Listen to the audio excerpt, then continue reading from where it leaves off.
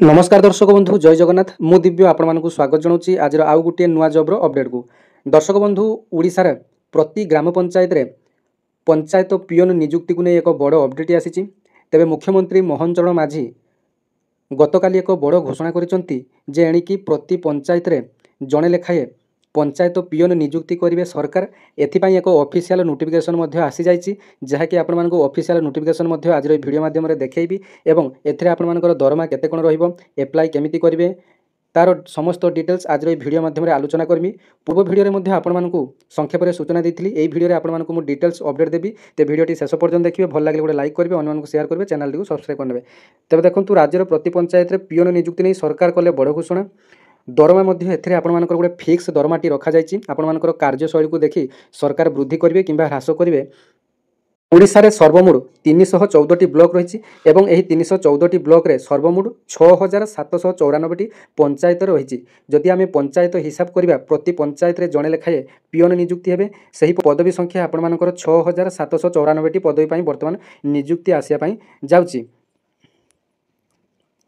तेबे ही पंचायत पियोन मानकु सरकार मासिक 13,160 टंका देबाकू निष्पत्ति नहीं। तेबे यही दरमा पियोनकर कार्यदक्षता उपर बढ़ी पारे किंबा ह्रास पाई पारे बोली चिठी रे उल्लेख करा जायछि। भल काम कले आपण मानकर दरमा बढ़िबो, आपण मानकर किछि खराब काम कले आपण मानकर दरमा मध्य कमी देई पारंती। तेबे पूर्वरु पंचायत स्तर रे निज निज स्तर रे पियोन रखुतले।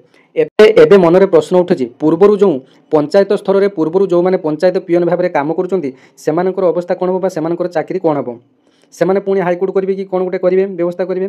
तेज पुणी सरकार बाहर कर नोटिफिकेशन एवं पूर्वर जो मैंने कि पंचायत रे बर्तमान पियोन अच्छा बर्तमान गोटे कोर्ट केस चलवर संभावना रोचे। जदि सरकार नुआ नोटिफिकेशन बाहर कर थैथान कर व्यवस्था करपारती किंबा से किसी प्रतिशत एग्जाम दे पास कर जदि फैसिलिटी रखती तेज भल हो पारे।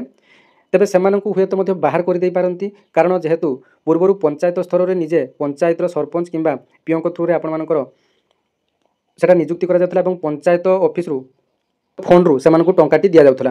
तेबे देखंतु वर्तमान सरकार जो नुआ व्यवस्थाटी आनिचंती बा नुआ पियोन पदवीटी सृष्टि करचंती सेटा संपूर्ण सरकारी पदवी अटे। एथिरे सरकारी दरमा मध्य भल रहिछि। एही नुआ नियुक्ति जो आसिया पई जाउची एथिरे आपण मानकर सर्वनिम्न 10वीं श्रेणी पास करथे आवश्यक एवं एथिरे मध्य सीधा सड़क नियुक्ति हेबार बहुत संभावना रहिछि।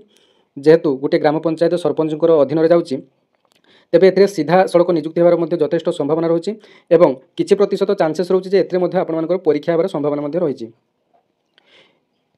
फुल नोटिफिकेशन आसिले यार डिटेल्स सिलेक्शन क्राइटेरिया जना पड़िबो किंतु पूर्वरु जो पंचायत ऑफिस रे रहउचंती जो पियोन माने सेमानकर शिक्षागत योग्यता कहार पंचम पास अष्टम पास एमिति आपण मानकर रही। सेथरे आपण मानकर ऑफलाइन रे फॉर्म पकई जेमिति आउटसोर्सिंग वाला जेमिति काम करंती सेमिति भाबरे सेमानकु नियुक्ति दिया जायतिला।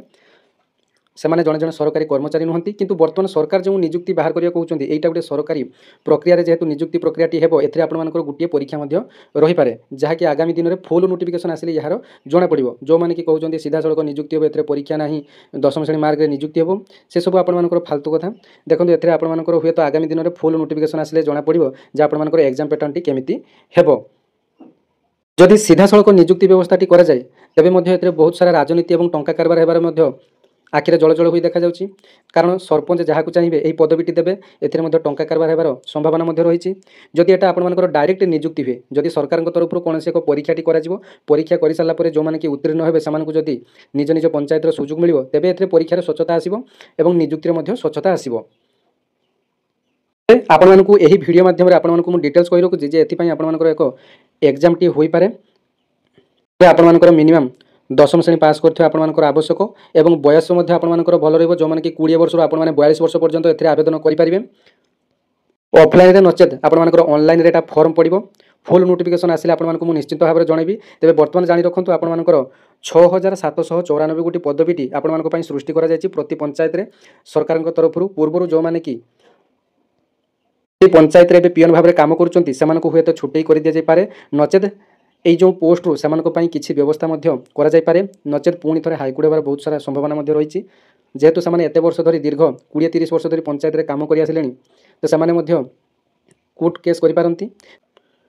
तो परवर्ती समय यार किसी अपडेट आसिले आपण मानकु निश्चिंत भाव देवी। धन्यवाद। जय जगन्नाथ। चैनल को आपण माने सब्सक्राइब करने वीडियो को गोटे लाइक करेंगे।